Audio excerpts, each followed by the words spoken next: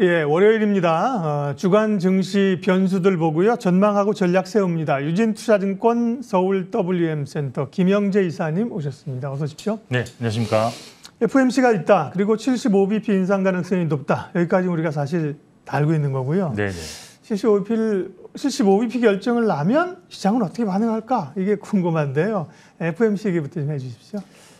네, 말씀하신 거에 네. 답을 드린다면 저는 특별하게 변동이 나타나지 않을 것으로 일단 보고는 있습니다. 적어도 요 FOMC에 관련해서는 이미 다 예측된 상황이고, 근데 사실 변수는 좀 있을 것 같습니다. 왜냐하면 지난번에도 그랬지만 그 FOMC를 앞두고 진짜 한 3, 4일에 바로 뷰가 바뀌었기 때문에 만약에 이제 관전 포인트는 그러면 1%포인트인 울트라 스팀이 나오면 어떻게 될 것이냐 이런 거를 좀 봐야 될 것 같긴 하는데요.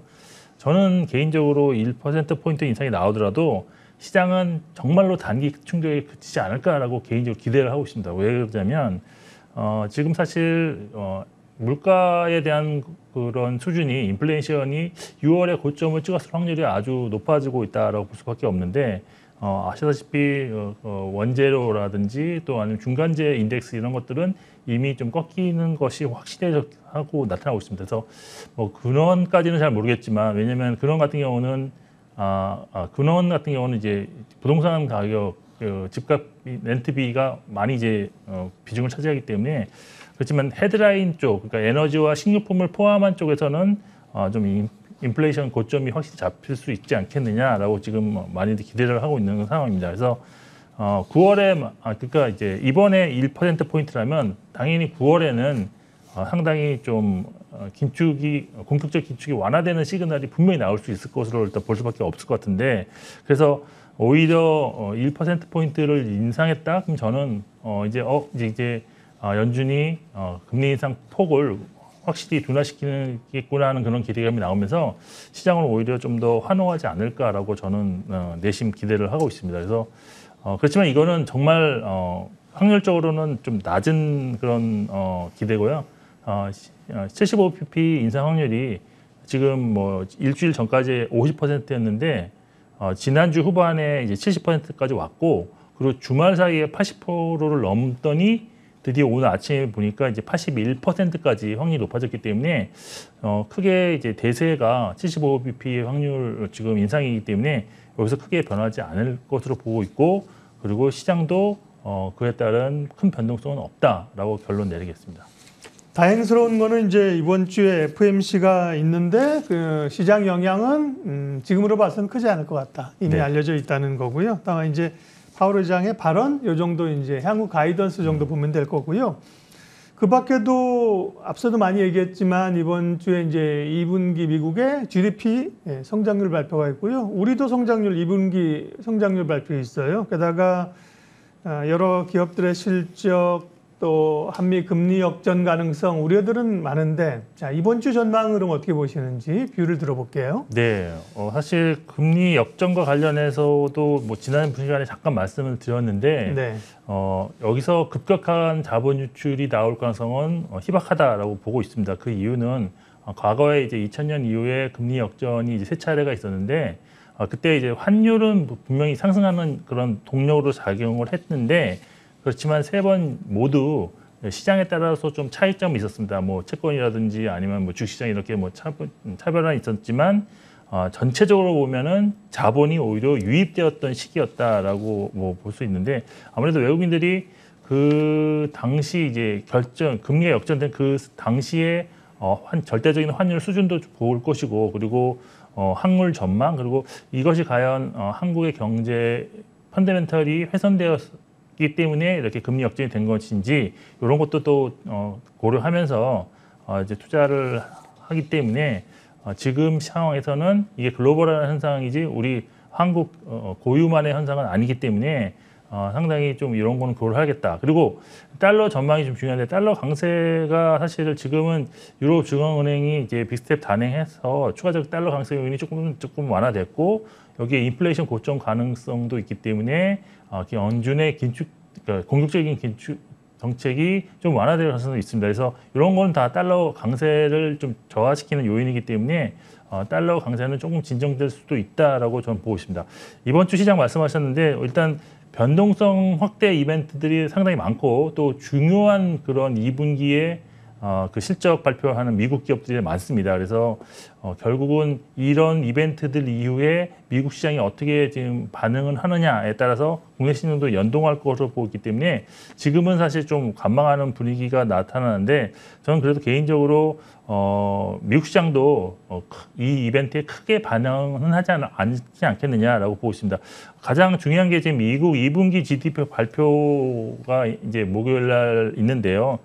지금 예상은 0.4% 플러스입니다. 근데 마이너스도 지금 다들 열어두고 지금 계시고 있는데 그 이유는 지금 애틀란타 연준의 그 GDP 나우가 마이너스 1.6을 지금 최종적으로 예상을 하고 있기 때문인데 이 GDP 나우가 최근 5년간 방향성은 100% 맞췄습니다. 그리고 이게 만일 마이너스가 난다면 2개 분기 연속으로 지금 미국의 GDP가 마이너스인데 그럼 결국 기술적으로는 경기 침체가 되는 건데 그렇지만 오히려 마이너스가 소폭 나오더라도 시장은 다 인지하고 있었고 오히려 GDP 나우의 그 마이너스 1.6%보다도 낮게 나온다면 한 0.5, 한 5% 마이너스 이렇게 나온다면 생각보다 그렇게 나쁜 건 아니구나라는 그런 안도감도 나타날 수 있다고 보입니다. 그리고 이번 발표가 이제 보통 GDP는 이제 3번에 걸쳐서 확정치를 발표하는데 이거는 그러니까 예비치고 일단 잠정치도 나와야 되고 9월에 이제 확정치가 발표된 점에서 상당히 좀 아직은 조금 그래도 좀 그런 뭐랄까 좀 생각할 여유가 좀 있지 않을까. 그리고 만일 플러스 결과가 나온다면 시장은 상당히 반등할 수도 있다라는 점 참고하실 필요가 있습니다. 결국 이런 모든 이벤트 모두가 달러 방향성에 대해서 참고할 수 있는 그런 요인들이 많은 그런 이벤트인데요. 결국 외국인 수급도 달러 방향성과 연동된다 그러면 환율이 일단 가장 중요한 그런 변수로 볼 수 있겠고 달러 강세가 추가적이지 않을 가능성에도 좀 조심스럽지만 좀 대비하는 그런 차원에서 저는 이번 증시도 반등의 연장선상에서 크게 훼손되지는 않을 것으로 기대를 하고 있습니다. 이번 주 전망 그러면 단기 반등 혹은 이제 횡보석 반등 모색 이 정도까지로 중립 혹은 약간 중립 이상으로 보셨다고 볼 수가 있겠고요. 지금 말씀하신 요소들은 시장이 어느 정도 알고 있다는 겁니다. 반영이 됐다는 건데 약간 좀 고민되는 것들이 기업 실적입니다. 테슬라는 지난주에 실적을 선방했지만요. 스냅이 아시는 것처럼 금요일 날 실적 안 좋으면서 하루에 주가가 39%가 빠졌어요. 미국 시장도 참 후덜덜합니다. 이번 주는 뭐 애플, 마이크로소프트, 그다음에 이 아마존 실적들 기술주 실적 발표가 굉장히 많아요. 이게 좀 시장의 변동성을 가져오지 않을까 좀 살짝 우려가 좀 되는데. 네, 저도 그렇게 이제 가장 이제 이벤트 중에서도 이제 기업 실적이 지난주도 위해서 이번 주도 상당히 좀 가장 큰 변수라고 보고 있는데 지금까지 나타난 기준으로 본다면 지금까지 전체 한 21%의 기업이 실적을 발표했습니다. S&P 500 기준으로. 그 결과 2분기 실적은 그래도 상당히 양호한 편인데요. 그 가운데 68%의 기업이 주당 순이익 예상치가 시장 예상치를 초과하는 어닝 서프라이즈 기록했고요. 65%의 기업들이 매출도 서프라이즈를 좀 기록해서 상당히 표면적으로는 되게 양호합니다. 그런데 더 이제 저희가 중요하게 여기는 실적 발표 뒤에 이제 가이던스 제공을 보면 11개 기업이 있다 그러면 1개 기업만 예상보다 높은 그런 가이던스를 제공했고 나머지 10개 기업은 전부 가이던스가 예상치보다 더 낮은 예상치를 제공했습니다. 그래서 3분기 실적이 상당히 어둡다라는 점, 그러면 결국 시장 참여자들은 3분기가 어렵구나라는 걸 보면서 오히려 이제 시장에 대한 그런 관점이 약간 좀 보유 내지는 매도 관점으로 볼 수밖에 없기 때문에 상당히 좀 암울하다. 근데 실제로 사실 달러 강세라는 건 결국은 지금 달러 강세로 해서 우리나라 수출주들은 실적이 예상보다 서프라이즈가 많이 나오는데 반대로 생각해 보면 미국 기업들 입장에서는 환차선과 같은 그런 실적 부정적인 요소들이 더 부각될 수도 있기 때문에 여기에 또 높은 인플레이션이 지속되면서 구매력도 지금 조금씩 저하되는 그런 모습이 나온다면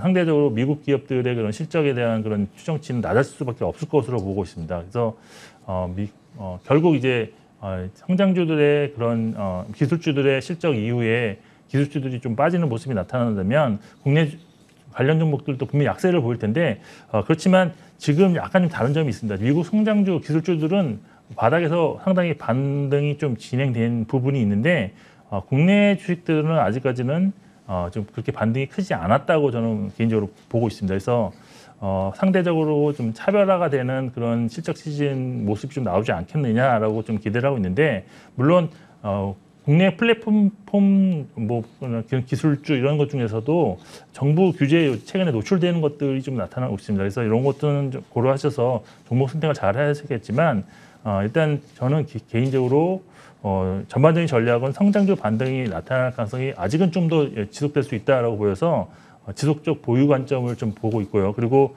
혹시라도 미국 개별 성장주가 큰 폭으로 하락하면서 동반 하락하는 그런 모습이 나올 때는 저점 매수 관점으로 되어가는 것이 좋다고 저는 이렇게 판단하고 있습니다. 네, 오늘 자동차 얘기 안 할 수가 없습니다. 지난주 후반에 좋은 실적, 역대급 실적을 발표했음에도 불구하고 주식시장은 뭐 그래서 어쩌라는 말이야. 주가는 꿈쩍 않다가 네. 주말을 지났더니 이렇게 갑자기 강하게 또 가는 그 이유는 뭘까요? 자동차주 어떻게 보세요?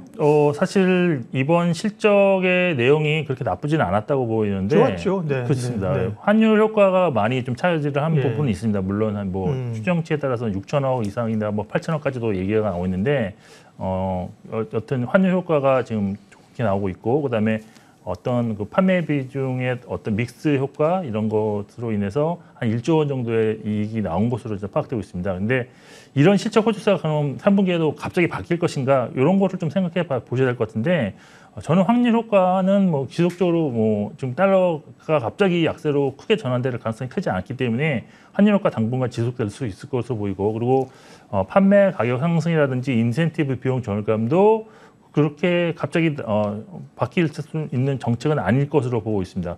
물론 원자재 가격이 상승했기 때문에 마진율은 좀 낮아질 수 있는 모습이 있고 또 경기 위축 그런 가능성이 있기 때문에 미국 내에서 지금 소비를 줄이고 있는 모습이 나타나고 있기 때문에 판매 대수 감소 우려감은 좀 있을 수 있습니다. 하지만 아직까지 고객에게 인도하지 못한 차량이 지금 글로벌하게 400만 대가 남아있기 때문에 급격한 판매 감소가 나타날 가능성이 크지 않다라고 보고 있고요.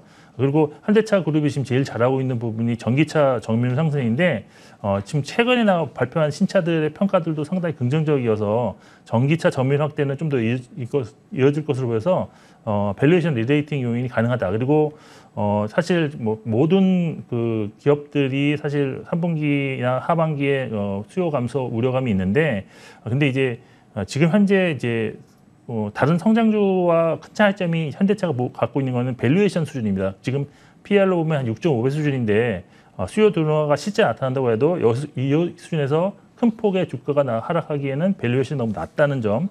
그래서 IT와는 달리 재고도 거의 없고 밸류에이션도 낮고 대기 수요도 아직 많기 때문에 전기차 점유율 지속적으로 상승되는 그러니까 글로벌 자동차 피어 중에서도 그나마 매수 가능한 종목이라고 저는 보고 있어서 추가적으로 외국인 매수세가 좀 더 이어진다면 현재가 그러니까 지난주 종가에서 한 20% 정도 상승 가능하다고 보는데 한 22만 원대 중반까지는 열어두고 좀 보실 필요가 있다고 보고 있습니다. 자동차 얘기했고요. 전반적인 시장 전략 좀 말씀해 주십시오. 지수가 뭐 밀리지 않고 점진적 상승 횡보만 해준다면 종목별로는 해볼 수 있지 않겠어요? 전략은요? 네, 이번 주 뭐 아까 말씀하신 것처럼 뭐 GDP 두 군데 다 나오고요. 그다음에 네. 뭐 쇼베 실내지수 나오고 미국 금리 결정도 있습니다. 그리고 GDP 발표도 있고 그다음에 이제 금요일 날에는 뭐 미시간대 소비자 심리지수, 기대 인플레이션, 그다음에 소비 지출 지수 나오는데 일단은 저는 보유 전략을 유지하는 것이 맞다고 보고 있습니다. 그 전반적으로 아직은 반등 구간 안에 있다고 보고 있고요. 그렇지만 변동성 이벤트로 인해서 좀 불확실성이 노출되는 것도 사실입니다. 그래서 보수적으로 좀 관점으로 접근하시는 분들 같은 경우에는 주 초반에 일부 현금화 전략도 고려는 가능하다라고 보이는데 기본적으로는 보유 전략의 유지가 맞다고 보고 있고요.